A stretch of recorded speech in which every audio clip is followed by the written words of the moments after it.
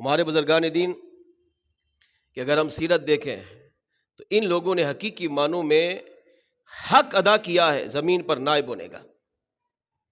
یہ بھی جانتے تھے کہ اللہ نے ہمیں نائب بنا کر بھیجا ہے. سامنے ظالم ہو، جابر ہو، بادشاہ ہو یا رعایا ہو، جب ان کے سامنے کوئی نافرمانی کا کام ہوتا، جب ان کے سامنے کوئی گناہ کا کام ہوتا، جب ان کے سامنے کوئی شریعت کے خلاف عمل ہوتا، یہ پاکیزہ لوگ پرواہ نہیں کرتے تھے سامنے کون ہے. اس بات کو یہ سمجھتے تھے کہ اللہ نے مجھے زمین پر نائب بنا کر بھیجا ہے تو میں نے اپنے نائب ہونے کا حق ادا کرنا ہے. اور ظالم جابر بادشاہ کی گریبان پکڑ کر اسے بھی اس غلط کام سے روکتے اور شریعت کا پابند بناتے تھے. ان میں سے ایک بزرگ کی جھلک سنیے. ہمارے آقا شیخ عبد القادر جیلانی غوث پاک رضی اللہ تعالیٰ عنہ کے والد حضرت سیدنا موسیٰ جنگی دوست رحمۃ اللہ تعالی علیہ کے بارے میں لکھا ہے. سیرت غوث الثقلین میں یہ روایت موجود ہے.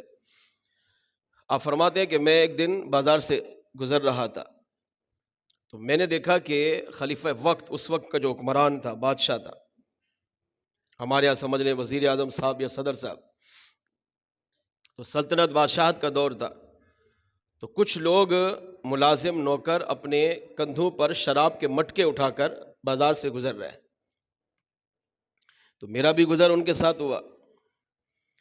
تو میں نے انہیں غور سے دیکھا تو میں سمجھ گیا کہ یہ اتنے سارے افراد، اور وہ بھی شراب کے مٹکے، وہ بھی کھلے عام سرے عام، وہ بھی اپنے کندھوں پر اٹھا کر ایک بڑی تعداد میں لے کر جا رہے ہیں. تو یہ عام انسان کی تو نہیں ہو سکتے. اگر عام انسان ہوتا، مسلمان ہوتا، تو کم از کم چھپ کر پیتا، چھپ کر خریدتا. مگر یہ بے باکی کے ساتھ شراب خانے سے مٹکے بھر کر کہیں لے کر جا رہے ہیں تو لگتا یہی ہے کہ کسی بڑے افراد کے، کسی بڑے مرتبے والے شخص کے یہ غلام، نوکر یا مزدور ہوں گے. تو آپ فرماتے ہیں کہ میرے اندر غیرت ایمانی نے جوش مارا اور یہی بات مجھے یاد آئی. انی جاعل فی الارض خلیفہ، میرے بندے میں نے تجھے زمین پر اپنا نائب بنا کر بھیجا ہے.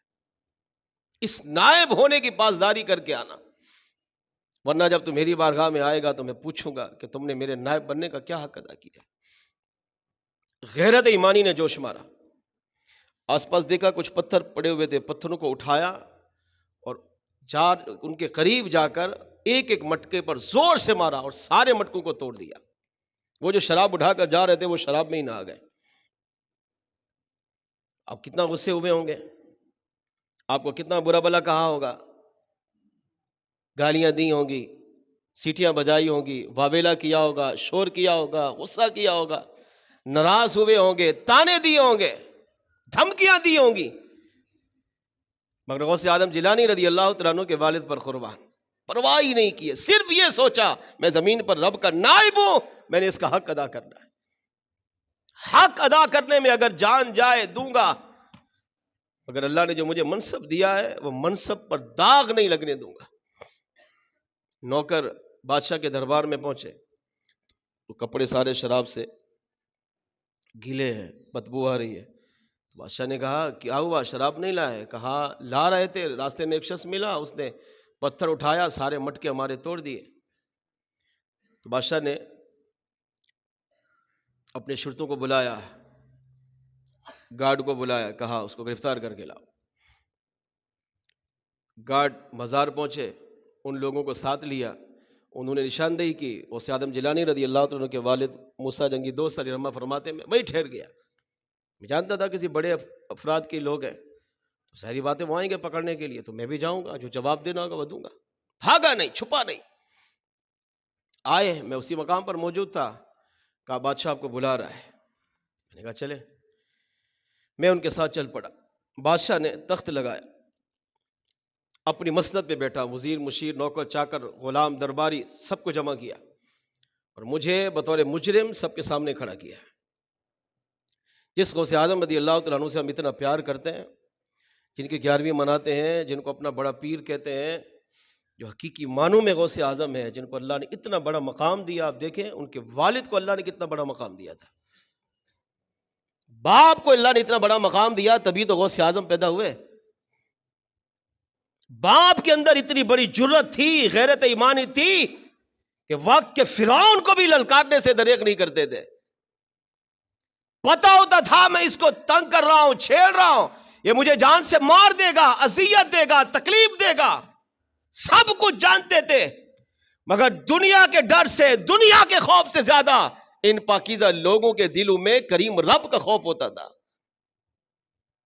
تبھی تو یہ خوف خدا کی تو برکت تھی کہ غوث اعظم جیلانی کے باپ میں اتنا خوف خدا تھا کہ اللہ نے اسی کا ذرہ غوث اعظم کو عطا کیا. اور آپ ہی خوف خدا میں فرماتے تھے کہ عبد القادر دنیا میں تب کامیاب ہوگا جب اپنا ایمان سلامت لے کر قبر میں اتر جائے گا. یہی تو خوف خدا ہے. اتنی پاکیزہ ہستی یہ کہہ رہی ہے عبد القادر کی عید تب ہوگی جب میں ایمان لے کر جاؤں گا. اور اللہ کی رحمت پر کتنا کامل بھروسہ جب اللہ فرمائے گا عبد القادر جنت میں جائیے، تو جنت میں جانا دور کی بات، قدم بھی نہیں اٹھاؤں گا جب تک سارے مریدوں کو جنت میں داخل نہ کروں. یہ ہے رب کی رحمت پہ بھروسہ. ادھر خوف خدا دیکھیں، ادھر اللہ کی رحمت پہ بھروسہ دیکھیں. کہاں سے فیض ملا؟ باپ سے. اب بطور مجرم سامنے کھڑے تو بادشاہ نے للکارتے ہوئے، خلیفہ نے للکارتے ہوئے کہا تمہیں شرم نہیں آتی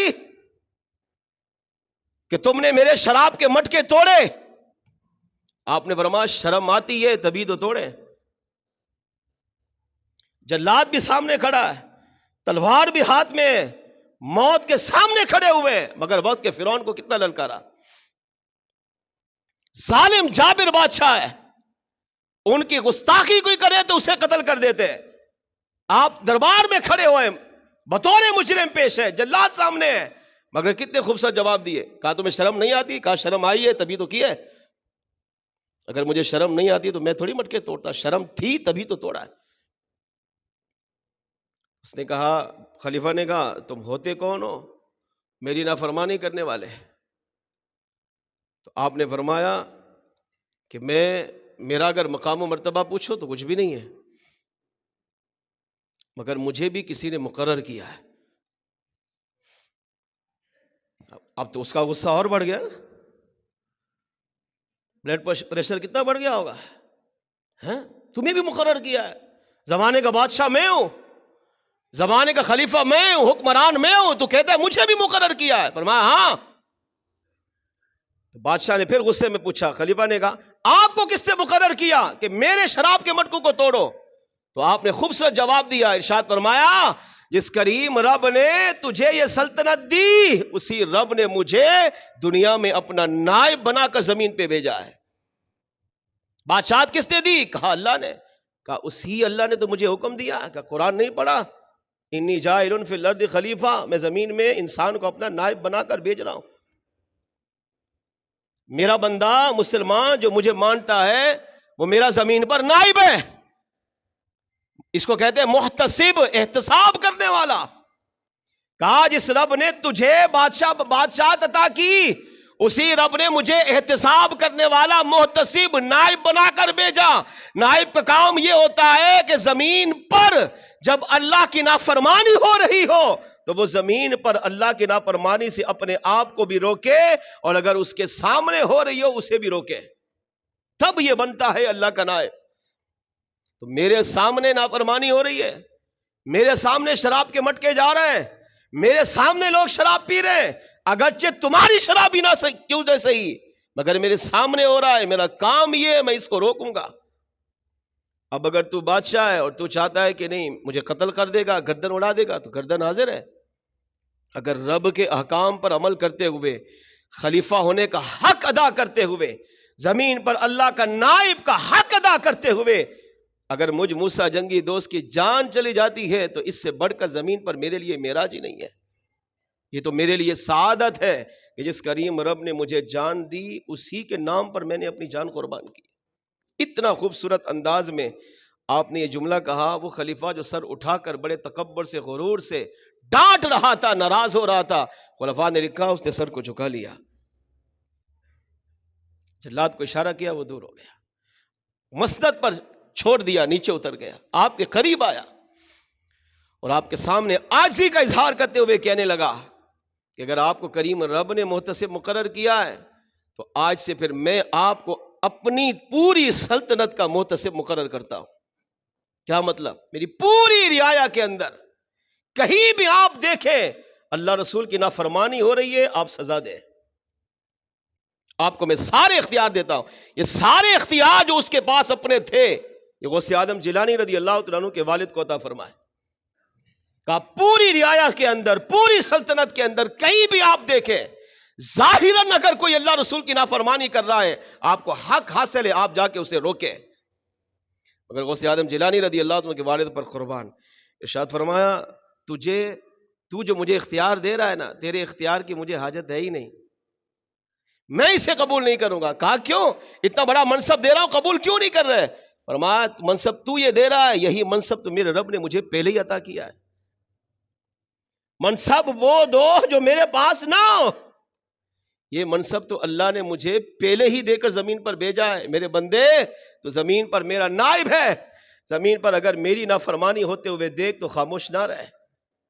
اگر زبان سے روک سکتا ہے تو زبان سے روک، اگر ہاتھ سے روک سکتا ہے تو ہاتھ سے روک، اور اگر کچھ بھی نہیں کر سکتا کم از کم اسے اپنے دل میں برا جان۔ یہی تیرا کمزور ایمان کا درجہ ہے، دل میں برا جاننا۔ اور اگر اسے زبان سے، ہاتھ سے، قلم سے، تلوار سے روک سکتا ہے تو روک۔ جب تو میری نافرمانی کو زمین پر روکنے میں کامیاب ہوگا، تب جا کر تو اللہ کے نائب ہونے کا حقیقی معنوں میں حق ادا کرے گا۔